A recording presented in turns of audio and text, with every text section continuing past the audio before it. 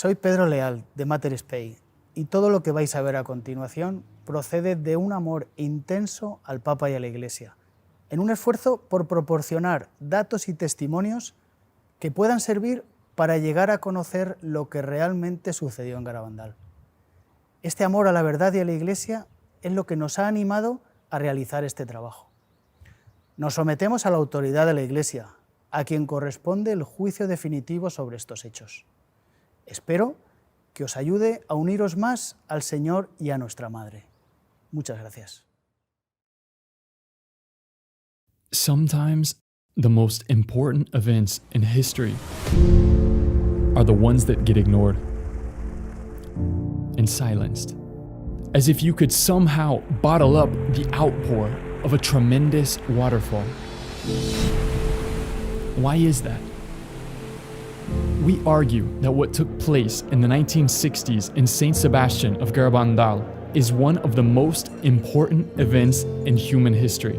But not only that, this event, this message, is important for you. In Garabandal, our Blessed Mother came from heaven with a call to conversion for all her children. Less and less importance is being given to the Holy Eucharist. You must make more sacrifices. You are now in the last warnings. She even mentioned a warning, a miracle, and a possible chastisement. The Mother of God came to a little village in northern Spain to help her children during a very difficult time for the Church and for all of humanity. What was she talking about? Are we on the verge of something huge? Many priests, bishops, and cardinals are leading souls to perdition. That was hard to believe in the 1960s. But what about now? Over the span of this investigation, we will speak with experts, doctors, theologians, and eyewitnesses to try and respond to the burning question: what exactly happened in Garabandal? Why was it all so quickly ignored, silenced, and forgotten? Has it really been studied? If it is real, why hasn't it been approved? Thousands of apparitions, miracles, huge graces of conversion, and like an unstoppable waterfall, Our Lady of Mount Carmel of Garabandal continues to pour upon the world her blessing. The Mother of God and our Mother wants her children to return to her Son before it's too late.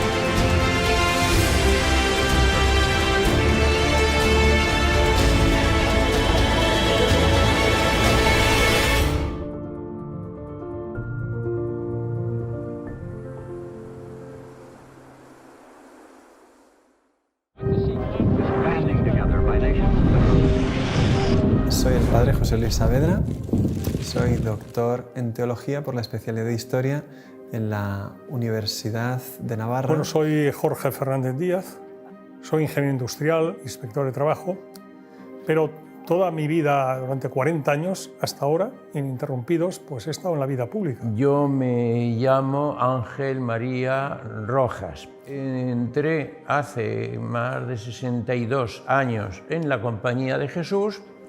Me ordené de sacerdote hace un poco más de 50 años. Soy Javier Paredes, catedrático de Historia Contemporánea de la Universidad Estatal, y entonces comprenderás que yo las apariciones de Garabandal las vea también con mentalidad histórica. En cada lugar de apariciones, el mensaje que Dios permite dar a la Virgen o que da Dios mismo a través de ella viene a ayudar a la Iglesia de una manera concreta en su tiempo y la sociedad y la historia real en la que está viviendo. Lourdes era una lucha contra el racionalismo. La Virgen le pidió a Bernadette beber barro y comer hierba. La gente estaba escandalizada cuando vio eso y hoy 5 o 6 millones de personas visitan Lourdes cada año. Fátima, la lucha contra el comunismo, el daño que iba a hacer una ideología que se convirtió en un totalitarismo que acabó con millones de personas. En Garabandal, el mensaje es todavía más fuerte. Bueno, creo que el momento en el que la Virgen viene aquí, a San Sebastián de Garabandal, es un momento, desde mi punto de vista, muy especial. Entonces, bueno, la historia de la Iglesia, claramente. Garabandal coincidió en sus años con los mismos años del Concilio Vaticano II. Garabandal empezó en el 61, terminó en el 65, el concilio empezó un poquito después y terminó el mismo año. El Concilio Vaticano II, años 62, 65, y la Virgen, mientras tanto, está aquí apareciéndose y diciendo unos mensajes. Uno entiende ahora, pues, con mucha más profundidad, el porqué de en ese momento histórico. Durante el siglo XIX triunfa una idea que venía arrastrándose desde siglos, concretamente desde la ruptura de la cristiandad desde Lutero, que era la introducción del concepto de autonomía del hombre. El hombre es un ser autónomo que se puede dar a sí mismo sus propias leyes. Eso mismo ocurre al final del XIX y principios del XX dentro de la Iglesia. De hecho, Juan Pablo II, en una de sus encíclicas más importantes, se llama Veritatis Splendor, en los números 4 y 5 habla de una crisis enorme introducida dentro de la Iglesia, donde los mismos seminarios y facultades de teología se han apartado de la doctrina de la Iglesia. Y en los 10 años siguientes al concilio, 17.000 sacerdotes se secularizaron y 25.000 religiosos y religiosas abandonaron la vida consagrada. Y lo vemos concretamente en la crisis de las vocaciones. Normalmente hasta el año 1964 se mantenían en un nivel de 8.100, 200 seminaristas mayores de España.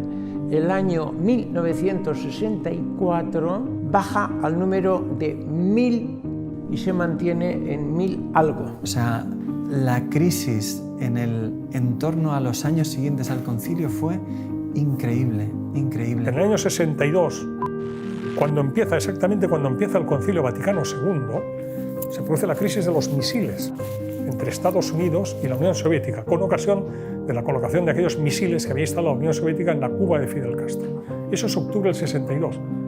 Sabemos que se estuvo al borde de una guerra y ahí parados, esperando órdenes, y mientras tanto el teléfono rojo sin parar de comunicar entre Kennedy, Khrushchev, etcétera, etcétera. Han sido momentos de una extraordinaria gravedad en lo que hace referencia a la posibilidad de que estallara un conflicto nuclear, absolutamente. Vamos a ponernos en 1961, los que conozcan Garabandal, que echen la vista atrás lo que era Garabandal, el pueblo San Sebastián de Garabandal, a donde no se podía subir en coche, con unas niñas que eran prácticamente analfabetas, que muchas de las cosas que les decía la Virgen no las entendían. ¿Por qué la Virgen les dice a unas niñas unas cosas que no entienden, pero que sí que las transmiten? Porque Garabandal es una aparición para todos nosotros.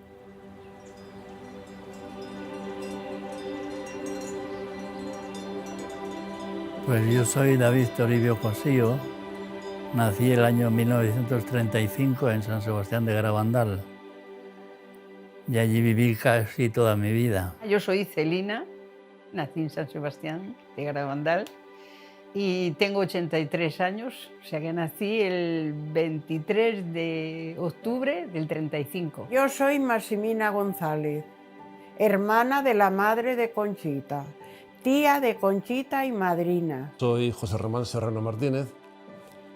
En su día estuve en Garabandal en el año 61, era veinteañero. Mi padre tuvo la fortuna de llegar a Garabandal a través de un buen amigo, Eustaquio Cuenca. Y bueno, de alguna manera se llegó a un acuerdo entre ellos de decir, oye, ¿por qué no va tu hijo a dar unas clases por allí, estos chavales? Pasan un fenómeno, un mes o 2 meses allí, en el verano entero. El pueblo no se parece nada hoy a como era entonces. Entonces había muchos pedruscos, muchas piedras, charcos, desigualdad del terreno. Era complicado andar por el pueblo en aquel tiempo. Allí me preguntan a veces, me dicen, ¿allí fuiste al colegio? Digo, allí hice las carreras detrás de las ovejas, al colegio muy poco. Cuando nevaba, que no podíamos salir al campo a trabajar, entonces íbamos, que eran fiestas para nosotros. Pues casi todo el trabajo era al 100% ganadería. Vacas, caballos, ovejas. Como todos trabajábamos al campo, el primero que terminaba de meter la hierba, ahora por ejemplo, en este tiempo, iba a ayudar al que iba el último. Siempre andábamos así. En casi todas las casas oía usted que en las cocinas se estaban rezando el rosario. Yo me recuerdo de mis padres, yo recé mucho y me hacía la dormida a veces para no rezar el rosario en casa. Pero era un pueblo muy súper religioso, un pueblo muy bonito era, muy bonito era. Yo tenía 26 años y cuando empezaron las apariciones, que empezaron el 18 de junio de 1961. That day, 4 girls, Mariloli, Jacinta, Maricruz, and Conchita, were playing in the village, taking apples from a neighbor's tree, when all of a sudden they heard thunder. Levantan la cabeza, miran hacia los valles cercanos, por ninguna parte ven la posibilidad de una tormenta. Es lo mismo que había sucedido en el comienzo de Fátima y en el comienzo de Lourdes. Un trueno es de lo que nos habla tanto Sor Lucía como Santa Bernadette. Las niñas están ahí reconociendo que han obrado mal, viendo que Dios les está hablando a través de ese trueno y de repente una de ellas cae de rodillas, su rostro se vuelve hacia el cielo y se queda pálida con un rostro como la cera. Cuando va a salir una de ellas corriendo a llamar a la madre de la niña, de repente las 3 que están a su lado caen de rodillas también y comienzan a ver lo mismo que está viendo ella.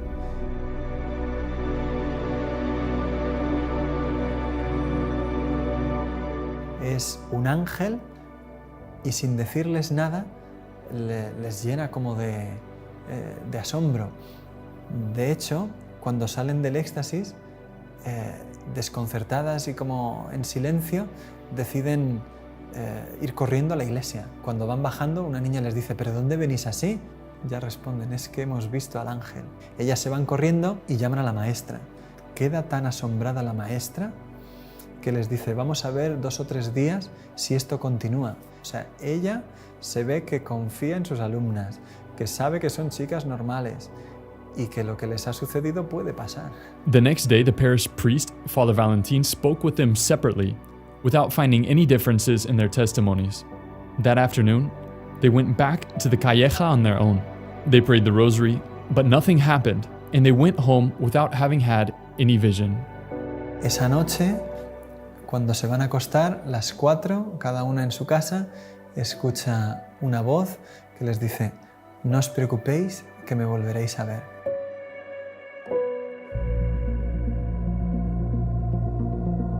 Los primeros días fueron la cosa más maravillosa del mundo. Y primero yo decía: ¿qué está pasando? ¿Qué está pasando? Claro, ya me entró la curiosidad de verlas. Rezaban el rosario y al terminar el rosario era cuando tenían el éxtasis y se quedaban rígidas. No las podíamos mover del sitio, ni un dedo, ni mover un dedo, ni nada. Pues venía gente que no creía en las apariciones y le hacían daño a las niñas.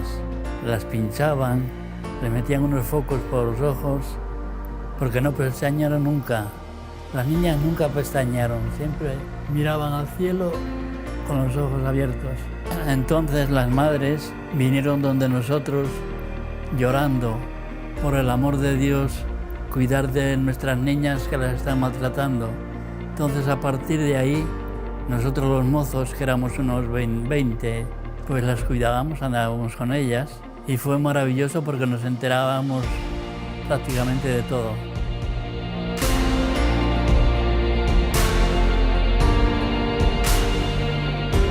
Pues el 4º o 5º día ya está el párroco tomando nota de lo que sucede y dice que hay 600 personas viendo los éxtasis y los domingos hasta 3000. Y es una aldea a la que hay que subir por un camino que es 1 hora andando y bien empinada la cuesta porque no se puede subir en coche. No había baños, no había apenas luz eléctrica, no había asfalto y se llena de gente aquello.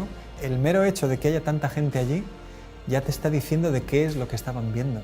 On July 1st, the angel announced a very special visit that would take place the following day. That day, July 2nd, 1961, the Blessed Virgin Mary would appear to them as Our Lady of Mount Carmel.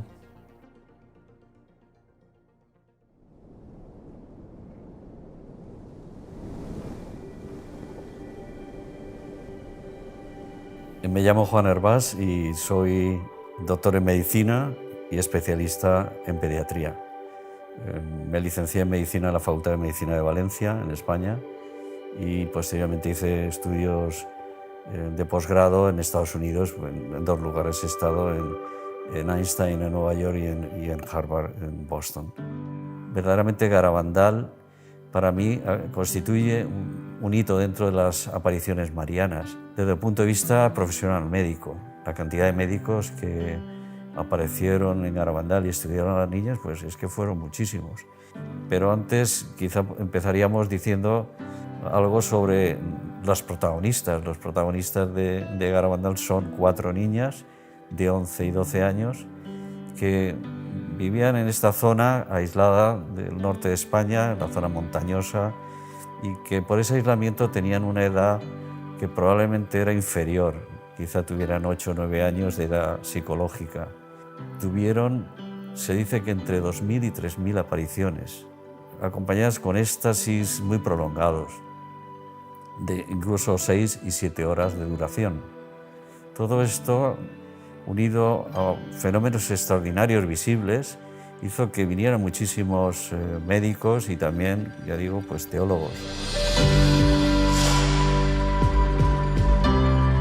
Por eso, en el cuadro que se llama La Calleja, pusieron maderas por arriba y por abajo para que no entraran a tocarlas. Intentaron moverlas muchos. Yo personalmente intenté elevarlas, cogerlas, las asilas y levantarlas estando en éxtasis, y bueno, imposible.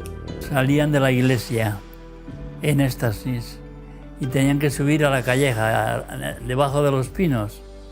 Entonces los mozos teníamos que ir uno por un lado, otro por otro, y unos delante y otros detrás. Era una sensación rara. Corriendo, y de vez en cuando, pues, ¡pas!, pegaban un giro, porque por la calleja de no sé qué, por la calleja no sé cuál, hasta que en algún momento empezaban a correr de tal manera que levantaban los brazos en cruz y parecía que en lugar de correr volaban a una velocidad tremenda. Nosotros no éramos capaces de seguirlas. O sea, a esa velocidad había un momento en que de vez en cuando ¡pas!, pegaban un frenazo en seco. Y nosotros, en lugar de frenar, lo que hacíamos era salir todos disparados porque no podíamos frenar en seco.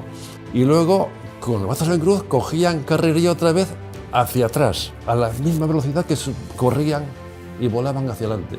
Y luego eso se trasladó ya, y en lugar de hacerlo en el pueblo nada más, corrían monte arriba.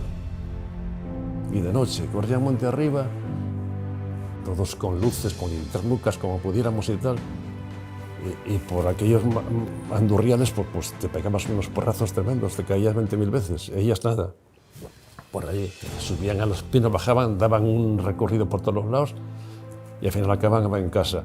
Y claro, en esas correrías, pues mucha gente se dejaba los zapatos o lo que fuera. Y bueno, tanto es así que en algún momento, en casa de Conchita, Conchita dijo a Serafín, a su hermano: oye, que me dice la señora que ha perdido el zapato no sé qué, vete a tal sitio que ahí está. ¿Qué dices? De noche y tal. Que sí, que vete, no sé qué, mira, pegando a la cuadra de no sé quién, allá arriba, antes de llegar a los pinos tal, ahí está.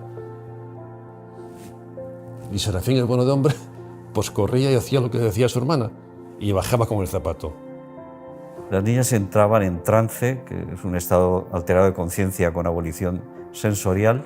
El fenómeno se iniciaba con una hiperextensión del cuello, muy brusca. Caían de rodillas cuando estaban juntas al mismo tiempo, pero la caída era absolutamente imposible.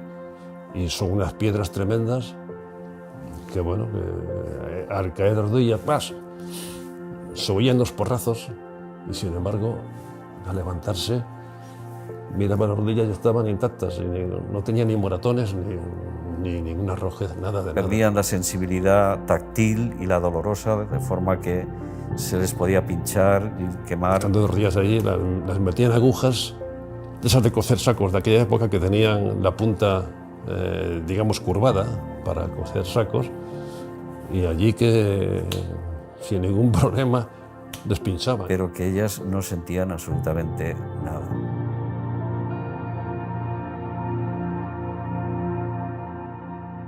apareció por allí Máximo Frösler, ingeniero alemán, vivía en Santander, y por las circunstancias que fuera oyó hablar de Garabandal, y este hombre nos decía: yo soy protestante, teóricamente no creo en la Virgen, pero bueno, yo no entiendo lo que está pasando allí. Son unas niñas de 11, 12 años, débiles, pequeñas, de un pueblo allí perdido, y él era muy fuerte. Yo una de estas niñas la cojo y la levanto en una mano, pero cuando caen en éxtasis no puedo mover ni una mano. Niñas que además se les veía relajadas, se movían tranquilamente y entre ellas se movía una a otra, así normal, pero yo, si intento mover una mano, no puedo. El prior de la Trapa, un hombre fortachón con el que he coincidido yo allí, entre él y yo, intentar en éxtasis levantar o mover un brazo de una niña, no hemos podido. Entre él y yo no es que no podemos levantar, sino no movemos un músculo. Pero además notamos que la niña no hace esfuerzo, está relajada. No lo entiendo. Por ejemplo, un señor de Madrid, un muchacho de Madrid, un joven, no, de Barcelona, pues se arrimó a Simón, el padre de Jacinta, y le dice: Simón, yo no creo en estas apariciones. Bueno, yo no creo en estas apariciones ni creo nada. Ando muy mal espiritualmente. Y le dice Simón a este joven: mire usted, la niña de la izquierda es mi niña. Yo le doy permiso para que vaya usted allá y la toque, la levante o haga lo que quiera. Yo soy su padre y le doy permiso. Fue este mozo de donde Jacinta, se pone a levantarla y no pudo. Y volvió y le dice: Simón, no he podido levantarla. Eso me parecía a mí, dice él. Termina la aparición y le dice Simón a Jacinta: Jacinta, este señor te quiso levantar cuando estabas hablando con la Virgen. ¿Quieres ponerte de rodillas para que te levante ahora? Se pone la niña de rodillas, lo al mozo y la levantó. Ahora creo en Garabandal, ahora creo en Dios. Ay, gracias a Dios. Ahora creo en todo. No, es que es impresionante. Es que sería incontable decir todo lo que ha sucedido en Garabandal desde estos primeros días. Es absolutamente desconcertante. Levitaciones, devoluciones de esos objetos religiosos besados. La niña tenía a lo mejor 100, 200 objetos, cuenta Pepe Díez, que se les hacía como una bola todo delante de lo que ella tenía, de medallas, rosarios, y cogía de uno en uno como fácilmente y lo devolvía a la persona que fuera sin preocuparse. Una señora le dio las medallas, la suya, la de su marido, la de su hijo y la de su nuera. La Virgen besa cada una de estas medallas y la niña no le devuelve a la señora las 4.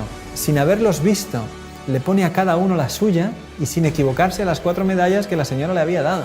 Claro, la señora dice: ¿yo qué más necesito ver? Si es que llorando allí delante de todo el mundo, diciendo: es que es imposible que haya acertado las 4 medallas a cada uno la suya, sin saber ni quiénes somos, ni de dónde venimos, ni de quién es cada una, y sin mirar las medallas. La Virgen como se manifestaba dejando ver algo, claro, que atraía cada vez a más gente. Quienes volvían a casa y contaban esto hacían que viniese cada vez gente de más lejos. Soy Román Martínez del Cerro García de Blanes. Conocí Garabandal fundamentalmente a través de 2 jesuitas, Lorenzo Lacabe y el padre Ramón María Andreu. Tenía entonces 15 años y mi padre era catedrático en el mismo instituto. Con un pequeño 600 que teníamos, nos vinimos a ver a Garabandal. Dejamos el coche en Cosío. Era imposible subir desde Cosío a Garabandal porque era una pista forestal llena de barro e imposible, pero encontramos un Land Rover que nos subió a Garabandal. Entonces la primera que yo viví directamente, a mí me gusta sobre todo hablar personalmente de lo que yo he vivido. Me han contado, sé mucho, leído, pero yo lo que de verdad viví es lo que más me gusta transmitir porque lo hago de primera mano. Mariloli tenía aviso por la tarde, por la noche, y nos fuimos a la taberna o tienda que tenía su padre. Nos sentamos allí, tenía la escalera a mano derecha entrando, después una barra y no había sitio, habíamos 10 o 12 personas y yo me senté en un saco en una esquina de esa tienda esperando esos avisos que la Mariloli podía tener. pasaban las horas y yo estaba, después del viaje además estaba reventado, me quedé dormido, mi padre se quedó dormido y todos estuvimos. Y más o menos sobre las 3 de la madrugada, de pronto yo me despierto, ruido, ya. Salimos todos corriendo y pasó la barra en la parte del fondo y Mary Lori se había caído en éxtasis en la cocina. Se había oído, fue impresionante el ruido de las rodillas en el suelo. Eso fue impresionante. Ahora salimos todos a verlo. Yo tenía 15 años, yo iba más de curiosidad que otra cosa. A mí me pasó que cuando yo vi a la niña se transfiguraba. O sea, la niña se embellecía, pero una cosa increíble. La niña era una niña normal y corriente y de pronto era otra. Más bien pálida, con una sonrisa y con una cosa fuera de lo natural. Y a mí eso me impresionó tanto que me empecé a temblar y no era capaz de controlarme y lo pasé fatal. Pero fatal porque yo no sabía si me iba a caer o qué me pasaba.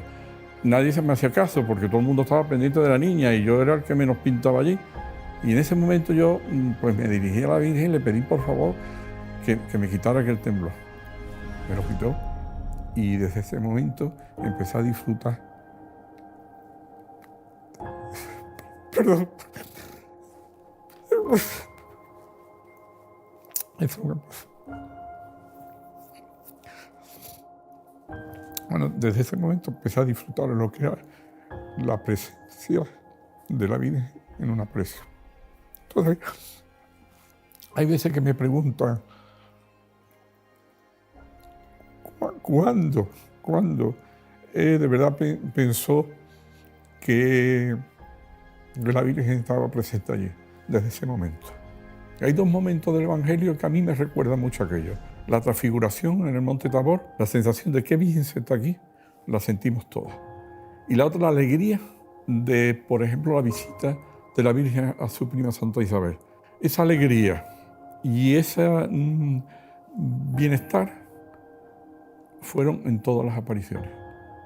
Y sobre todo desde ese momento. Sadly, these events were not well received by all. They were strongly resisted by many intellectuals.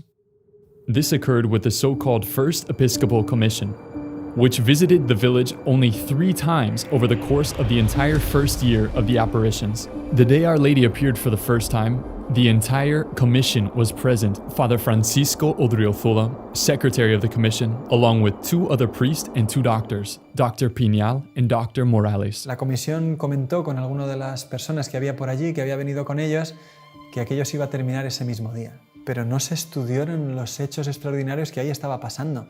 De hecho, el doctor Morales nunca más subió a la aldea. Él mismo lo cuenta en una conferencia que dio años después. Solo estuve en la aldea en una ocasión. Y sin embargo, de mis informes negativos vino la condena para Garabandal. La comisión, de hecho, no volvió a subir hasta finales de julio y subió por la noche para intentar llevarse a las niñas a escondidas y que todo aquello se terminase. Las familias se negaron, excepto la de Conchita. Se llevaron a Conchita, estuvo 8 días en Santander y la terapia que le dan a Conchita es llevarla a la playa, llevarla a la feria y mantenerla ocupada para que no piense en las apariciones. Y yo fui con su madre a Santander, a casa de este sacerdote, a buscar a Conchita. Yo vi, Conchita le mandaban que si no lo negaba, a ella la llevarían a un manicomio y a los padres a la cárcel.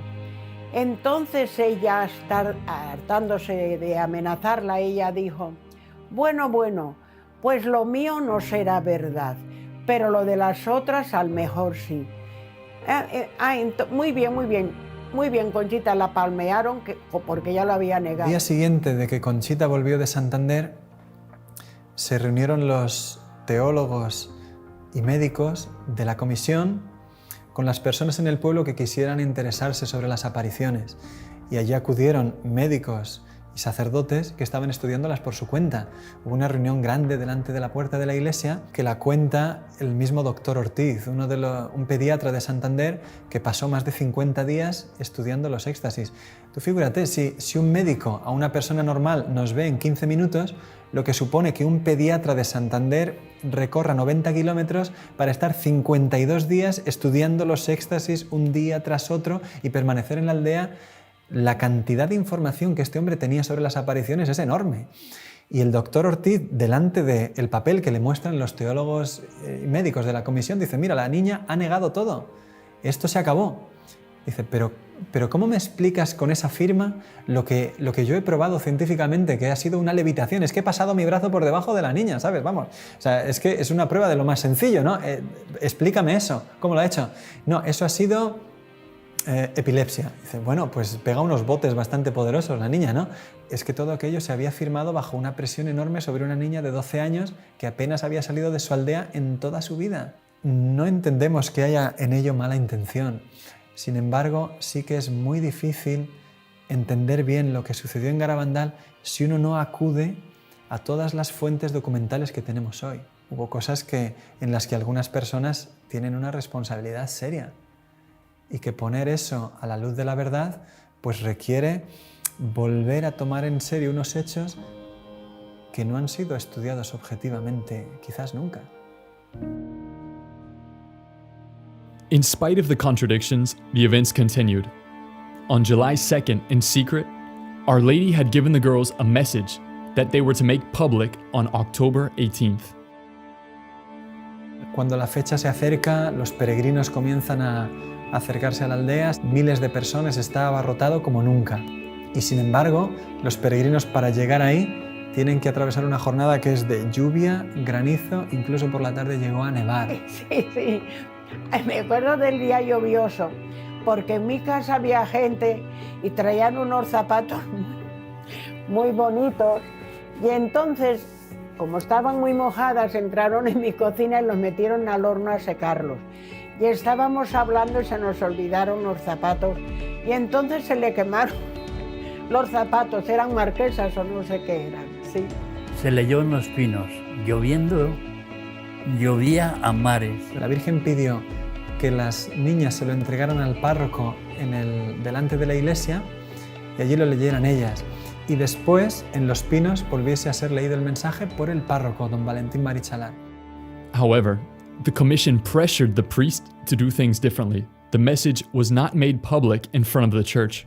It was not read by the parish priest either. It was announced that only the girls would read it in the Pines. Los testimonios son muy fuertes. Hay una mujer que habla de cómo caminaban entre el barro a empujones para intentar lograr buenos puestos. Cuando ya finalmente se dijo se va a publicar el mensaje, pues la gente subió a los pinos, pero la carrera que se organizó para eso, la gente caía, resbalaba, se empujaba.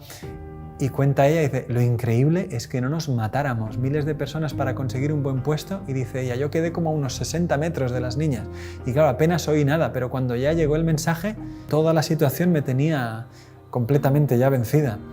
We must make many sacrifices, do much penance, and visit the Blessed Sacrament frequently.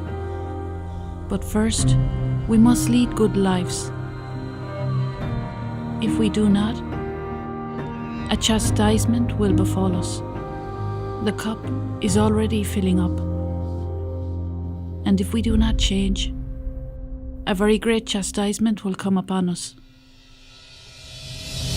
Insiste mucho en lo que fue el mensaje de Fátima. Estamos en plena guerra mundial, cuando viene la Virgen a Fátima, y dice que las guerras son consecuencias de los pecados de los hombres, y que por tanto tiene que haber conversión. Bueno, en Garabandal lo mismo. El primer mensaje que dice que el cáliz se está llenando de los pecados, de las ofensas a Dios que se están cometiendo, ¿no? Y que si no nos arrepentimos, si no pedimos perdón, si no nos sacrificamos, si no rezamos, pues que vendrá un castigo, ya anuncia el castigo. El mensaje hablaba efectivamente de un castigo, se había hablado antes de un milagro, pero solamente a las niñas, y eso comienza desde ahora a ser una parte importante en Garabandal como una ayuda especialmente grande para un tiempo particularmente difícil de la historia. Sin embargo, en ese día el mensaje no se pudo entender. Dijeron, toda esa preparación tan grande para un mensaje tan chiquito como sacrificios, visitar al Santísimo, todo eso ya lo sabemos, y un castigo muy grande si no cambiamos, pues ya lo sabemos. Las videntes después, durante los años posteriores a las apariciones, siempre han dicho, lo más fundamental que tenemos que poner en el centro son los mensajes. Lo que el cielo quiso hacer ahí, por lo que hubo tantos fenómenos extraordinarios, era para que prestásemos atención a lo que nos quería decir el cielo en esos mensajes. The failure of the first message was a setback for Garabandal. Many had expected something extraordinary, which is why, in spite of so many phenomena, many rejected the apparitions from that moment on. Pero las niñas, con toda esta situación de desencuentro respecto a las apariciones, empiezan a insistir cada vez más a la Virgen que les tenía que dar un milagro. Haz un milagro, que sea, aunque sea pequeño, como que volemos o que se haga de noche en pleno día, lo que sea, pero que la gente crea, que sepan que tú estás aquí. La Virgen siempre solía callar, no les respondía, incluso se ponía a veces triste y les decía, ya creerán. Pero un día el ángel les dijo, Dios va a hacer un milagro a través de ti y de mí. El 18 de julio, la Eucaristía, cuando recibas la comunión, que él le traía muchas veces de manera mística, espiritual, ese día será visible para todos los que estén en la aldea. Ella creía que se veía siempre, vaya, y le llamaban el milagruco. Y ya cuando dijeron que iba a ser el 18 de julio, creo que era, pues toda la gente que estaba allí por la mañana ya estaba, el pueblo creo que estaba abarrotado, creo porque yo casi no lo veía. Entre unas 8 o 10.000 personas, creo que cuenta la policía, que había en la aldea ese día. Aquello fue pasando el día, coincidió que había baile, estaba tirando hasta cohetes, ya no se sabía si por el baile la Virgen vendría o no, y un poco la desesperación de todos de que no se producía el milagro que todos queríamos ver. Pero venía una prima mía, ¡ay, qué gordísima va a ser! ¡Ay, Dios mío, va a pasar algo muy gordo! Porque aquí se siente la gente engañada, porque dice que no hay derecho, porque... Y le digo yo, Angelina, a ver, mira, ven, mira la cara de Conchita. Mira qué cara tiene Conchita. Digo, con estar viéndole la cara a ella, ¿tú te crees que tiene cara de preocupada?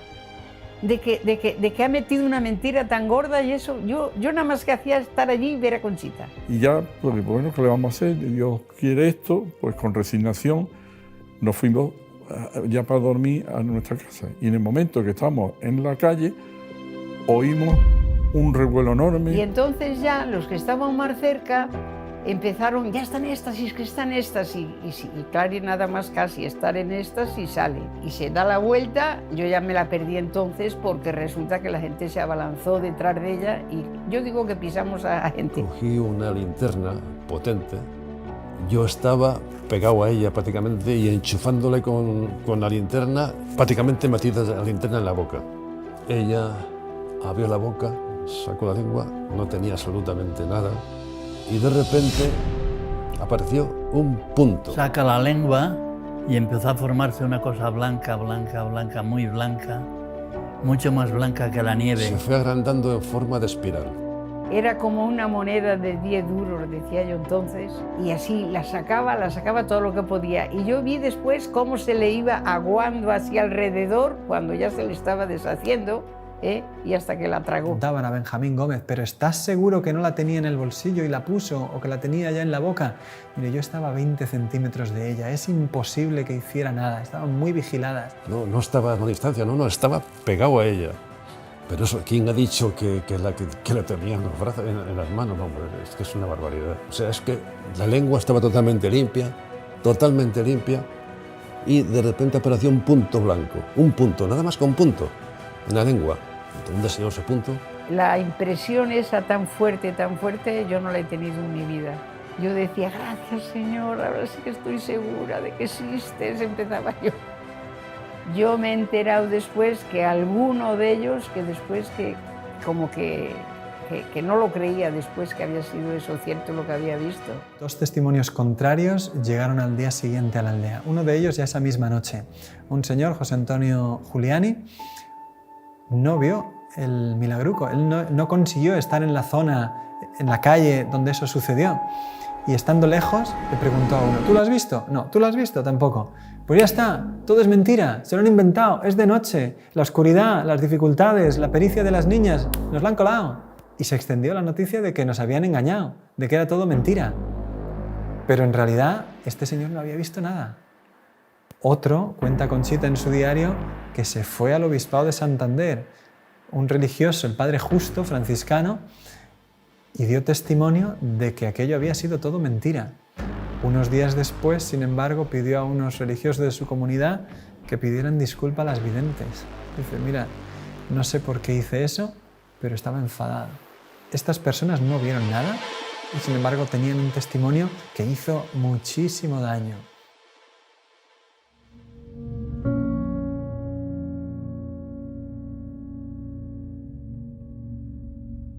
A partir del mes de septiembre de 1962 comienzan a hablar ya con claridad de un aviso, de un milagro y de un castigo. El aviso, según Garabandal, será un fenómeno mundial, una gracia de Dios para cada uno de nosotros. Yo creo que es una manifestación de la misericordia de Dios. Si uno se pone a pensar, el mejor favor que Dios nos puede hacer en este mundo es ver el estado de nuestra alma y a dónde iríamos, ¿no es cierto?, si nos muriésemos. La gracia del aviso será como si se detuviese el tiempo y todo el mundo pudiese ver su alma por un instante tal cual la ve Dios. Todo el bien que hemos hecho, todo el bien que hemos dejado de hacer y todo el mal que hemos hecho.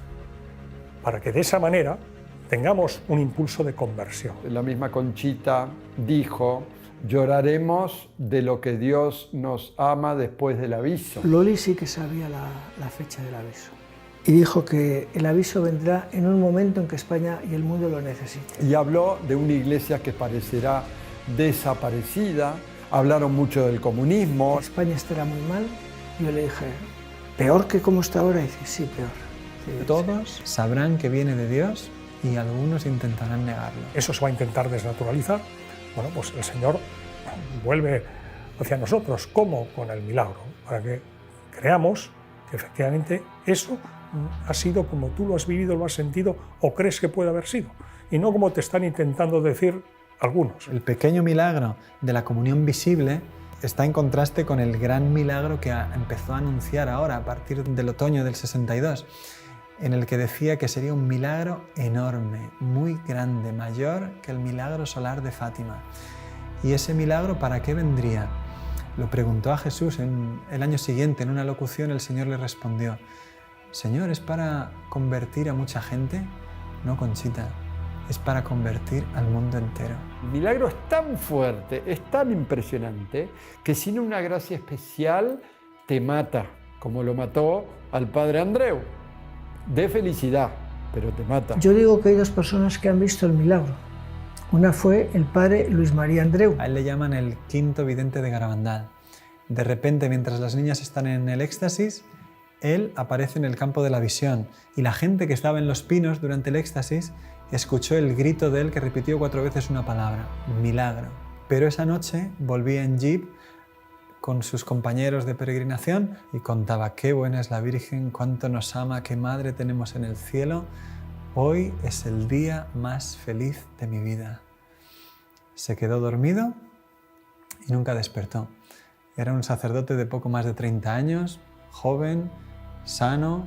Todo el mundo quedó perplejo porque había fallecido de repente, el día que había visto el milagro de Garabandal. Y hay otra persona que ha visto el milagro, San Pío de Pietrelcina. Y el padre Pellegrino, que la había aceptado poco antes de morir, dice, yo he sido el último hijo espiritual aceptado por el padre Pío en vida. Le dijo que había visto el padre Pío, había visto el milagro antes de morir.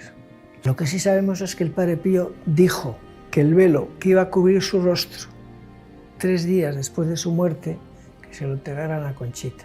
Este milagro, los testigos de aquellos que vivan el milagro, más esa señal que es muy importante, Garabandal se va a transformar en un lugar de peregrinación mundial. Y ahí es donde vamos a entender esto que dijo la Virgen cuando dijo, el milagro de Garabandal viene para convertir al mundo entero.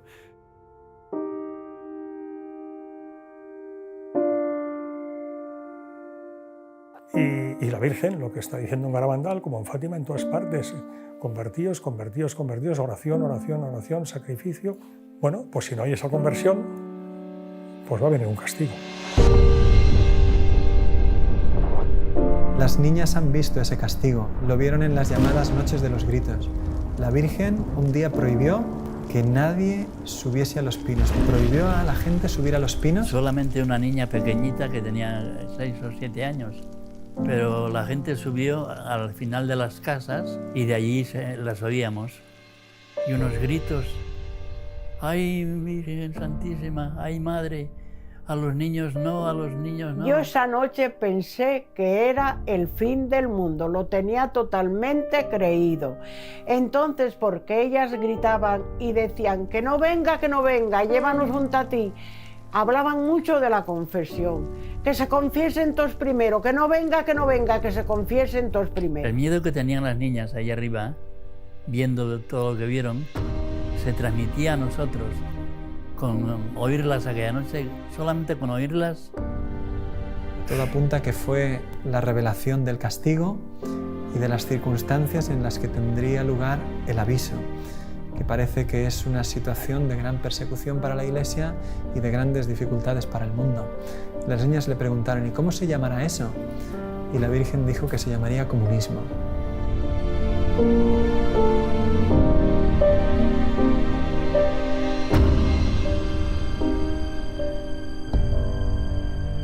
Yo estaba con la boca abierta porque había allí un franciscano que se quedaba aquí en mi casa. Entonces José Manuel, un chico del pueblo, vio a este sacerdote. ¡Padre, padre, rece, rece, que estamos perdidos! Rezaba, cuando rezaba aquel padre, las niñas callaban. Venía una paz inmensa y percibías esa paz. Pero el padre se cansaba de rezar y volvían otra vez. Callaba la boca, porque él también quería oír y quería hablar con la gente, quería enterarse de cosas y dejaba de rezar. Y era la víspera del Corpus. Y el día del Corpus fue un día precioso. Unas confesiones, unas comuniones, una procesión del Corpus con el Santísimo. A mí me da pena que mucha gente, cuando hablan de Garabandal enseguida, piensan, y el aviso y milagro castigo, ¿por qué no nos fijamos en todo lo demás? Porque si hacemos caso a la Virgen en todo lo demás, no habrá castigo, que es un tema que dijo, quizás haya un castigo si la humanidad no se convierte. Pero la Virgen vino a decir mucho más y el mensaje de Garabandal abarca mucho más. Es como si al estudiar el Evangelio nos quedáramos y aquellos días, cuando vengan aquellos días, nos quedamos en esa frase. ¿Y cuándo serán esos días? ¿Y qué serán esos días? Pero hombre, léete el Evangelio entero, vive el Evangelio. Y no te preocupes de esos días que probablemente te habrás muerto tú antes. Vive como pide la Iglesia, que es como pide Garabandal. La gente se preocupa mucho del aviso, el castigo, el milagro, y no se preocupa del mensaje. Ser buenos. A la Eucaristía cada vez se le da menos importancia.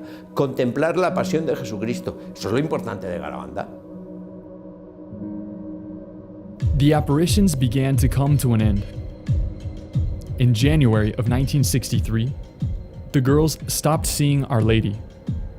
Only Conchita would see her again, although she'd have to wait until nearly 2 years later. On December 8th, 1964, Our Lady announced that she had a new message for the world. Claro, todo el mundo tiene en la cabeza la crisis de las apariciones con el primer mensaje en 1961.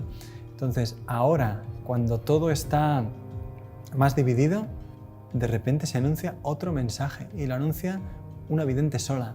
Sin embargo, se va acercando la fecha y mira, todo el mundo esperaba algo. Tanto es así que llega a la aldea más gente que nunca. Hay crónicas de los periódicos que son impresionantes de esos días. Hay un periodista de Barcelona, Juan Poch Soler, que escribe: subimos el 17 por la noche. Cuando llegué a la aldea vi gente durmiendo bajo los dinteles de las puertas, en los pajares. Me puse a escribir para enviar algo al periódico y a mi lado había 2 inglesas durmiendo sobre sus codos. El pueblo estaba a reventar de gente. Había 12.000, 15.000 personas, no se sabe cuánta gente había ese día en la aldea.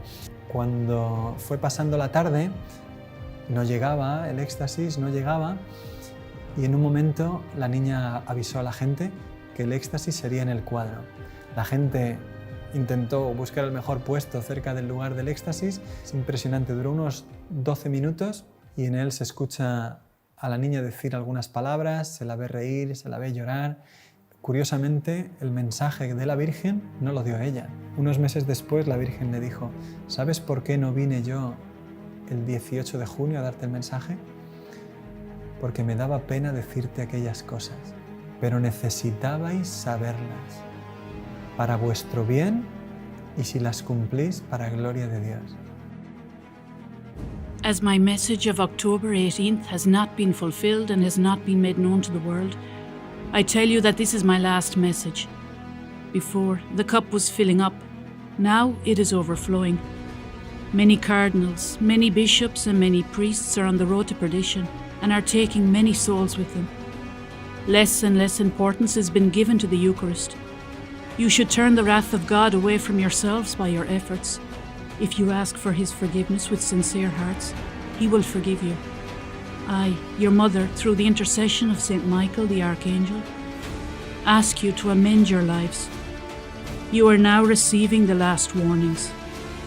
I love you very much and do not want your condemnation. Pray to us with sincerity and we will grant your requests. You should make more sacrifices.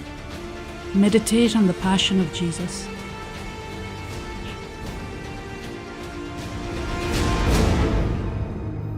Vamos a ver, yo comprendo que España, que unas niñas analfabetas digan muchos cardenales, obispos y sacerdotes van por el camino de la perdición y llevan tras sí a muchas almas. Van por el camino de la perdición y con ellos arrastran a muchas almas, sí, lo recuerdo.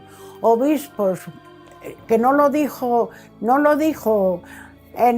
cardenales, porque era la palabra muy dura. En público, por no decir, porque es una palabra muy dura. Sacerdotes, obispos y cardenales van por el camino de la perdición y con ellos arrastran a muchas almas. Sí, lo vi. Nos pareció muy fuerte. Y también las niñas lloraron muchísimo, no querían decirlo. Y las madres no querían decirlo. Ay, Dios mío, pero ¿cómo vamos a decir esto? Si los curas son santos, ay, Dios mío, ay. Pero la Virgen les obligó a decirlo. Ten en cuenta que estamos hablando del año 61, 62, 65. La guerra española terminó en el 39. En la guerra española murieron miles de sacerdotes por defender su fe, sacerdotes y obispos. Entonces, a la altura que uno tenía un sacerdote, era de un santo que no podía uno dudar lo más mínimo, ni nadie dudaba de la santidad del sacerdote.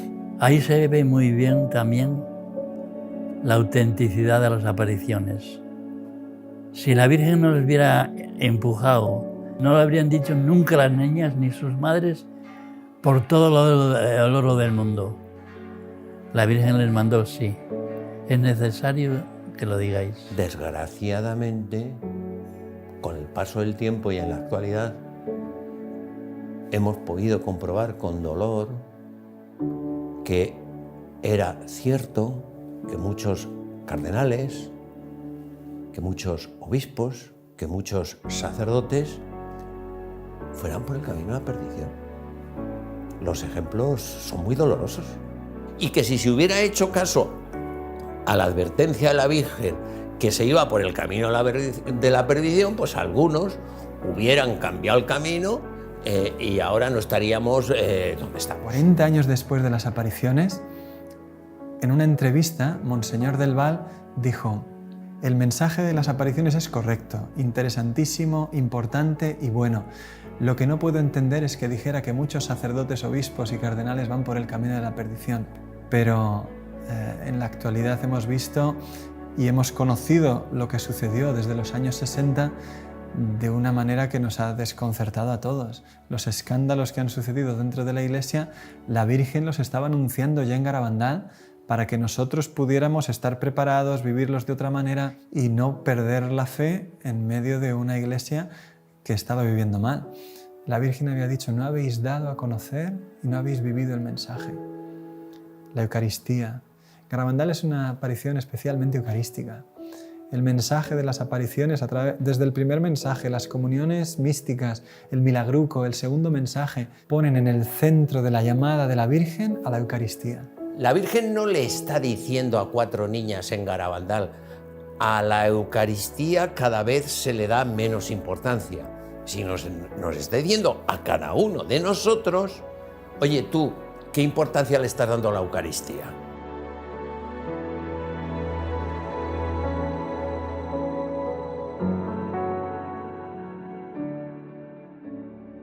The phenomena ended with the last apparition on November 13th, 1965.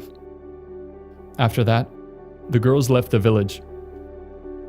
Conchita went to Burgos, where she was received by Father Manuel Guerra and Mother Nieves García.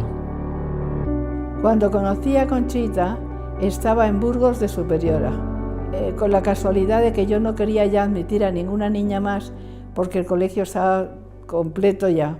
Entonces, al poco tiempo, viene la portera y me dice, hay una familia que pregunta, vino el capellán con ellos, y entonces ya les dije que yo tenía un sitio.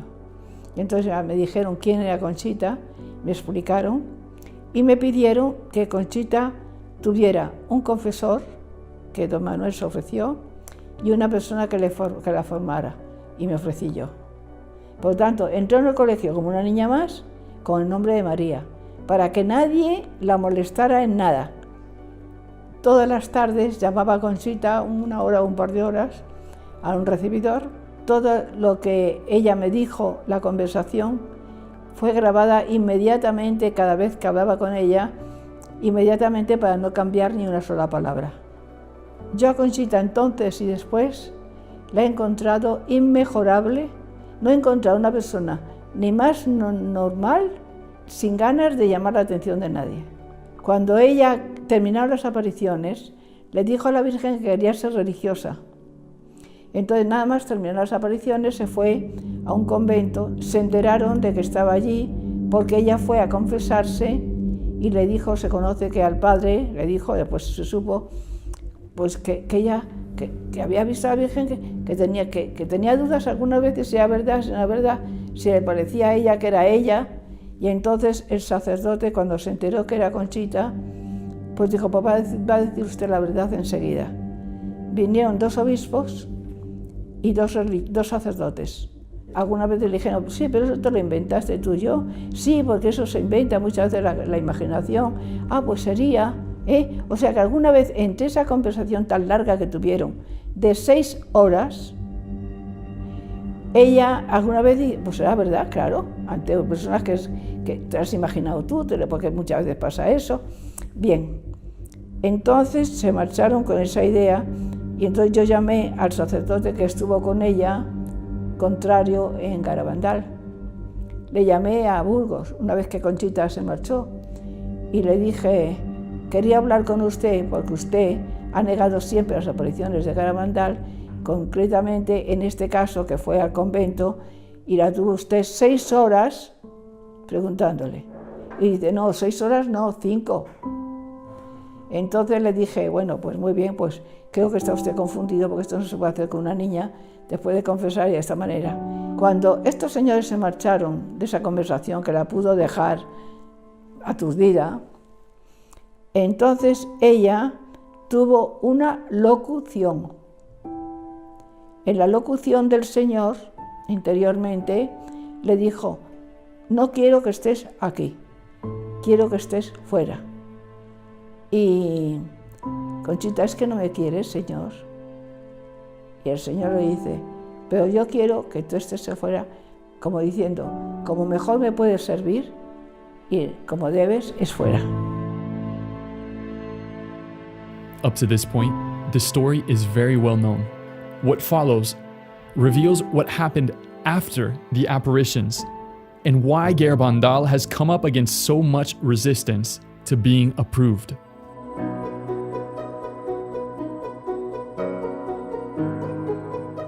In 1962, Bishop Baetsia rejected the apparitions. 5 years later, his successor, Bishop Buchol, affirmed that it had been a simple child's prank. His statement declared that everything had a natural explanation. Girarda, his successor, said the same. After these 3 bishops in Santander came Bishop Juan Antonio del Val, who had formed part of the First Episcopal Commission, which is why he knew that the apparitions had not been properly studied. That's why he tried setting up a new commission 3 times, but without success. After 12 years of failed attempts, he was finally backed by Rome, and with the support of Cardinal Ratzinger, in 1989, finally established the Second Commission. We will now hear a few testimonies from that moment in history. Then we will hear a very important testimony from that Second Commission. After the death of Padre Pio, the Holy See increases its interest in the events in the... I'm Ed Kelly. I was born and raised in Seattle of elderly Irish-American Catholic parents. I spent a lot of time in Santander in 71, and in 72 spent 10 months here. News, sensational, and documentary report. The first years, they didn't write anything. I didn't find anything in the papers until after the girls made their declarations of uncertainty. Then on the front page of the local papers, all of them, no hubo apariciones in Garabandal. Nothing. Everything has a natural explanation. And I read that, and the papers were stupid. I mean, there was so much that was illogical. I talked to the Bishop del Val Gallo. He had just made his own pronouncement that said, my predecessors have judged that it wasn't certain whether the apparitions were of supernatural origin or not.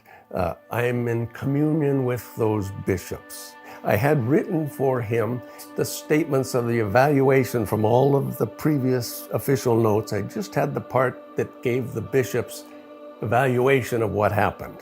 And he looked them over and he says, this one, the second note of Bishop Bezia in 1965, this is the best statement on Garabandal and the one that conveys my opinion on it. And that was the note that had the statement of orthodoxy, that everything is in compliance with the traditional teaching of the Church, the real presence of the Blessed Sacrament, devotion to the Blessed Sacrament that is, and the Blessed Mother that's well known. Maternel Afiner, que es un sacerdote de lengua francesa que en Garabandal estuvo desde el principio estudiando las apariciones, fue entrevistado por la comisión. A él le impresionó mucho que le entrevistaron en un restaurante durante una comida. Y le impresionó más todavía que cada vez que él daba una respuesta se escribía de la manera más contraria a las apariciones posible. Le preguntaban, ¿y está usted seguro de eso? Bueno, de eso no estoy seguro. Ponga que duda sobre eso. Él entendía que todo se estaba haciendo de manera contraria a lo que él quería decir. Y cuando terminó la entrevista le impresionó todavía mucho más, porque le dijeron firme. Y él dijo, yo no firmo eso. Y tranquilamente, delante de él, pusieron con letras mayúsculas su nombre y su apellido. Y años después, unos amigos alemanes suyos visitaron el obispado para consultar cómo estaba el caso de las apariciones y les contaron que Maternel Afiner había hecho un testimonio en contra de las apariciones y que estaba en el obispado firmado por él. Claro, él mismo cuenta y dice, ¿cómo se llama esto en derecho canónico? Que cojan tu testimonio, se lo inventen, lo firmen y lo presenten como prueba en el caso de un discernimiento. Claro, en derecho canónico esto se llama falsedad, porque una prueba que es nula implica que un juicio tiene que ser restituido in integrum, dice el derecho. O sea, tiene que ser, cuando las pruebas son falsas, el juicio tiene que volver a realizarse, tiene que volverse a estudiar. Y eso es lo que veían una y otra vez las personas que estudiaban objetivamente las apariciones. Se encontraban con que una y otra vez todo se interpretaba de la manera más negativa posible y que cada vez que intentaba moverse algo a favor de las apariciones se volvía a tomar una distancia infinita.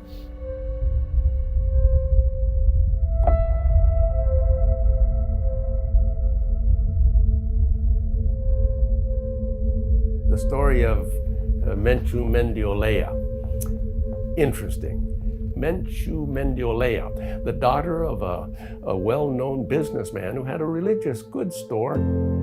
His daughter, Menchu, when she was 16, I believe, she told the story of her first sickness, a type of leukemia, and was in for tests at the main hospital, Valdecilla in Santander, and after doing everything possible, the doctors decided, no, we can't do anything more for her, better for her to go home and be with her and die in the company of her family and friends, which she did.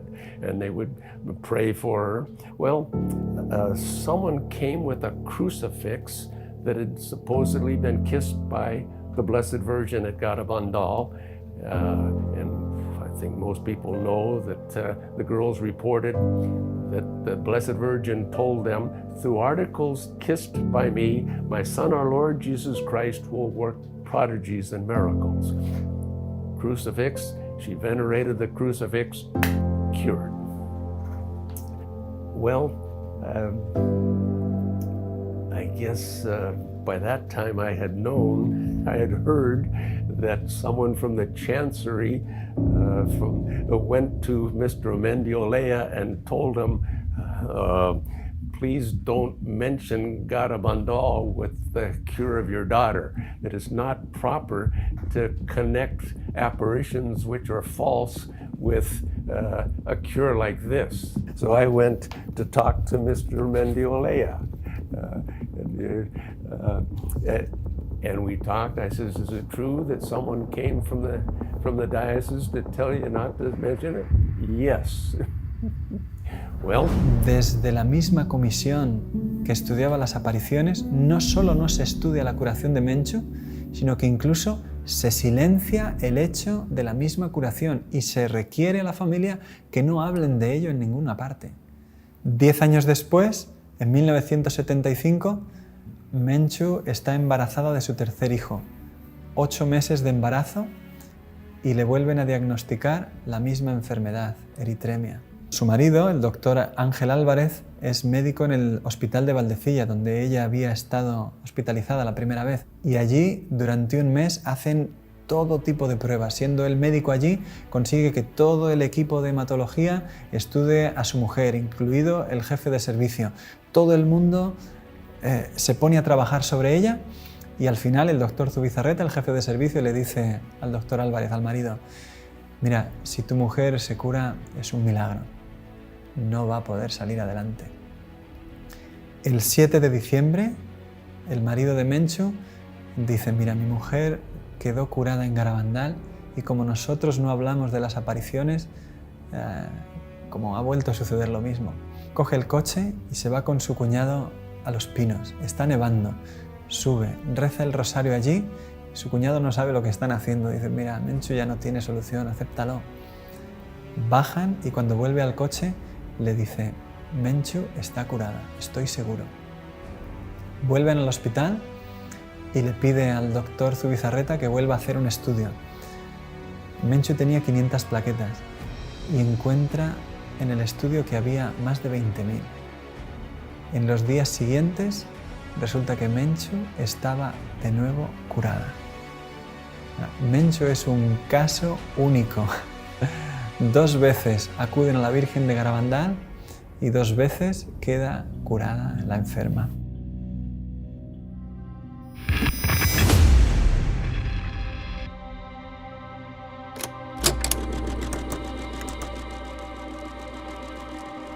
Creo que no tenía todavía 20 años cuando un teólogo, un escritor, hizo un comentario que le escuché sobre Garabandal. Dijo, yo entiendo muy bien que la primera comisión fue un fracaso, que aquello lo ha reconocido el mismo obispo que formó parte de ella y su médico principal. Entiendo que las negaciones de las niñas ante Monseñor Puchol se realizaron bajo presión, Las niñas negaron las apariciones bajo una presión que hoy es indiscutible. Pero ha habido una segunda comisión. Y la segunda comisión ha resuelto el caso de Garabandal. Claro, cuando yo le escuché a este teólogo decir eso, yo no tenía argumentos para responder. De hecho, no hemos sabido prácticamente nada hasta el año pasado. De repente, después de estrenarse Garabandal, solo Dios lo sabe, un día abro el email y me encuentro con un mensaje donde me escribe un señor que no conozco de nada, diciéndome el contacto de un miembro de la segunda comisión.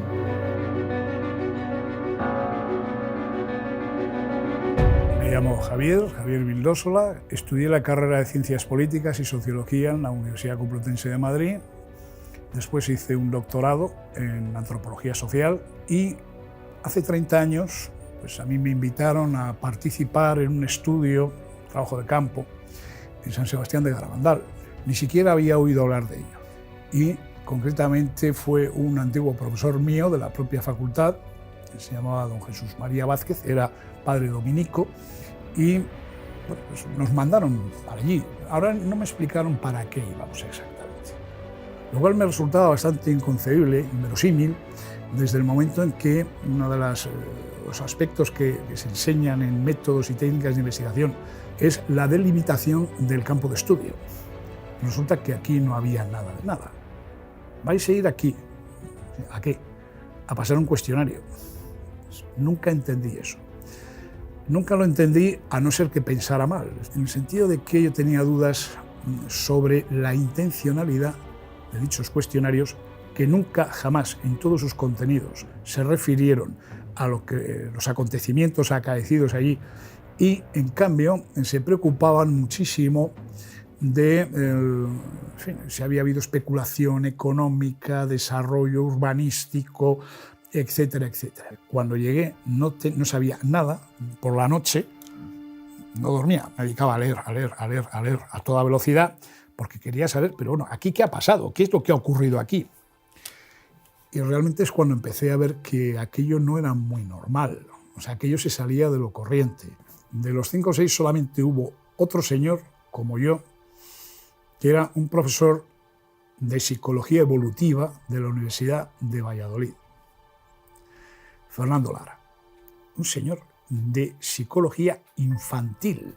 Aquí no están las videntes, y sobre todo no están las videntes cuando tenían la edad en que tuvieron las visiones. Si añadimos además que este señor era declaradamente, porque él mismo me lo dijo, era ateo, yo todavía entendía menos. Alguien me gustaría que me lo explicase, porque sigo sin entenderlo al cabo de 30 años. ¿Qué fue la primera comisión? La primera comisión no ha existido jamás. Luego, la segunda comisión, que es a la que se supone que yo pertenezco, tampoco existió jamás. A nosotros no se nos dijo, esto es una comisión. Se nos dijo que alguien del obispado, no se nos dijo quién exactamente, era quien había proporcionado el encargo, había dado el encargo y había proporcionado unos fondos para que fuéramos allí a pasar unos cuestionarios. Allí hubo varias personas que se supone que eran miembros de dicha comisión, eso sí, 2 veces comieron muy bien en Carmona. Yo fui a una de ellas y decidí que ya a las siguientes no iba. Cuando Vildósola se encuentra en Madrid con que todos los miembros de la comisión, sin haber hecho un estudio serio de las apariciones, se ponen de acuerdo en decir que la conclusión es que todo es una especulación urbanística, él dimite.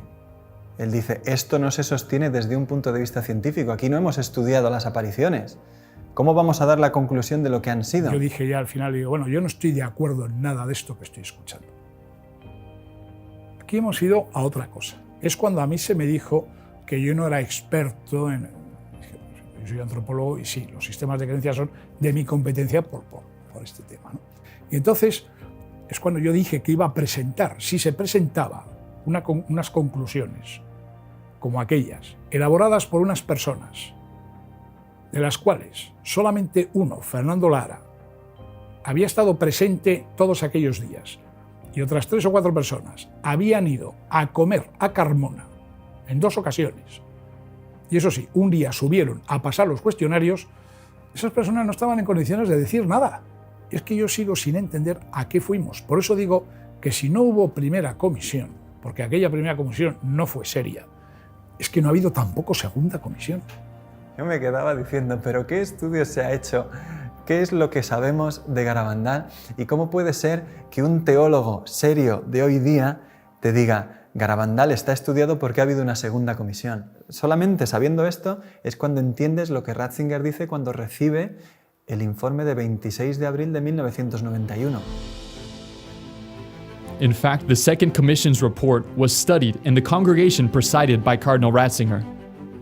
The future Pope responded in 1992 with a letter that would prove decisive in the story of the apparitions. In it, he affirmed that Rome had carefully examined all the reports from the Commission, showing interest in the case.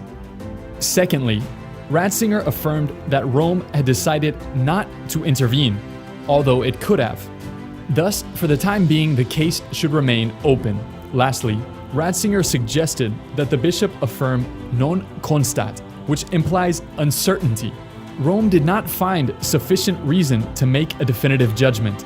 The case was to remain open. From 1992 on, all the bishops and apostolic administrators of Santander have maintained Ratzinger's non constat. Considering the difficult process of the apparitions, no better solution was found for the time being. Since then, the apparitions have remained open to the faithful's own sensibility. That's why their stance could be a determining factor in contributing to the Church's favorable judgment.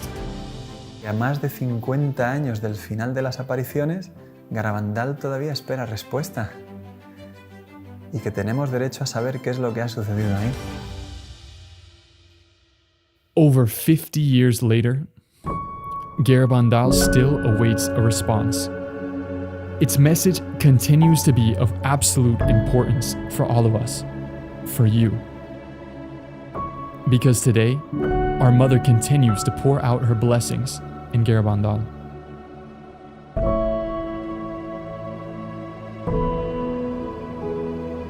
Además, la Virgen ha permanecido siempre fiel, actuando desde Garabandal con una fuerza increíble, como ella se ha comprometido con este lugar y con esta sociedad y esta iglesia que tenemos hoy y nuestras necesidades, que son de dar ese salto en la fe que muchos están teniendo la tentación de no dar. Yo creo en Garabandal, no tengo ninguna duda. En todo momento quiero respetar y voy a respetar, faltaría más, lo que determine la Iglesia. Pero yo rogaría que la Iglesia, la jerarquía, pues que diera facilidades para que puedan venir cuantos más fieles mejor. Y en unos momentos tan difíciles como los que vivimos, pues yo creo que en lugar de cerrar, lo que hay que hacer es abrir las manos con misericordia para que puedan ser debidamente atendidos contra más hijos de la Iglesia quieran acercarse a Dios en un lugar que algo debe tener cuanta tanta gente atrae, como es Garabandal. Y se compromete a través de milagros, curaciones y sanaciones interiores que siguen produciéndose hasta hoy. Es que sería incontable lo que hay que decir sobre las apariciones. Es que ha habido tanta gente que sigue llorando al escuchar el mensaje de Garabandal, tantos agradecimientos cuando se ha publicado Garabandal, solo Dios lo sabe, tanta gente que está esperando que Garabandal sea promovido como una ayuda increíble para la fe de tantos cristianos que lo único que quieren es creer en Dios y que nuestra Madre la Iglesia nos ayude a saltar hacia adelante en un mundo que no tiene fe y que nos necesita valientes. Yo quiero que el mundo se salve porque así lo percibimos en Garabandal, que la Virgen vino para que todos los seres humanos se salvaran. A las almas les falta sentir la maternidad divina en cada alma. Y eso es lo importante que se siente aquí en Garabandal. Una de las cosas que a mí me gustaría es que se hiciera una comisión médica para el estudio de las apariciones de Garabandal y de los fenómenos asociados, fundamentalmente las curaciones relacionadas con Garabandal, de personas que dicen haber tenido una curación relacionada con Garabandal. Creo que es una obligación para todos el volver a abrir el caso de Garabandal. So much happened there that it'll never be compiled in one area. So many people have experienced different things there, different graces, cures, conversions. Todos vamos hacia un encuentro personal con Jesús, todos vamos hacia una intervención de Dios en nuestra alma, particularmente con nombre y apellido cada uno, pero también en el mundo, para cambiar las cosas y el rumbo por donde están ahora, de la cual tú puedes tener mucha esperanza de que muchas cosas van a cambiar para bien. Garabandal no se ha cerrado, Garabandal no ha terminado, yo diría Garabandal está vivo. ¿Cuánto está queriendo hacer el cielo a través de que se deje conocer el mensaje de la Virgen hoy? Porque esas son historias de hoy. Y si nosotros le dejamos, pues el cielo se vuelca. Y te das cuenta de que el grifo de las gracias en Garabandal jamás se ha cerrado. Y que la Virgen es como una madre auténtica que está a nuestro lado, derramando sobre la tierra una catarata imparable de gracias porque nos ama. Garabandal hoy es una catarata imparable.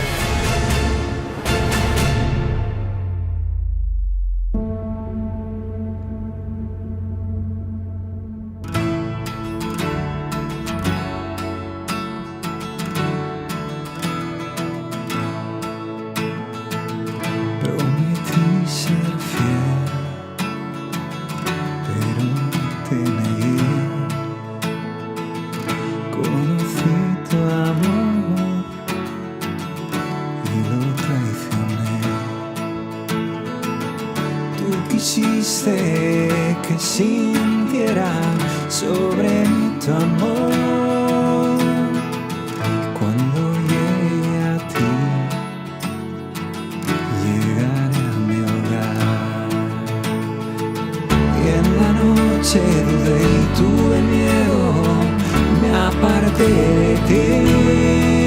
No te vayas, no nos dejes, Madre, tú nunca abandonarás a tus hijos que te aguardan, a tus pies, Madre, en Garabandal. Soy tan feliz de tu mano, todo es nuevo por tu amor. Y en Garabandal tu presencia desbordó mi corazón.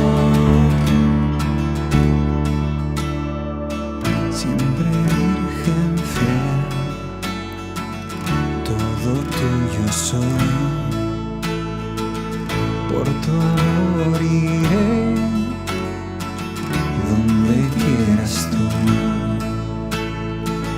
Tú quisiste que sintiera sobre mí tu amor.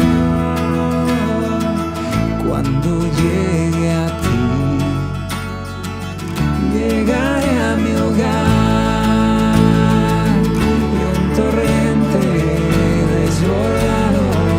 Fue tu amor por mí. No te vayas, no nos dejes, Madre, tú nunca abandonarás a tus hijos que te aguardan, a tus pies, Madre, en Garabandal. Soy tan feliz de tu mano, todo es nuevo.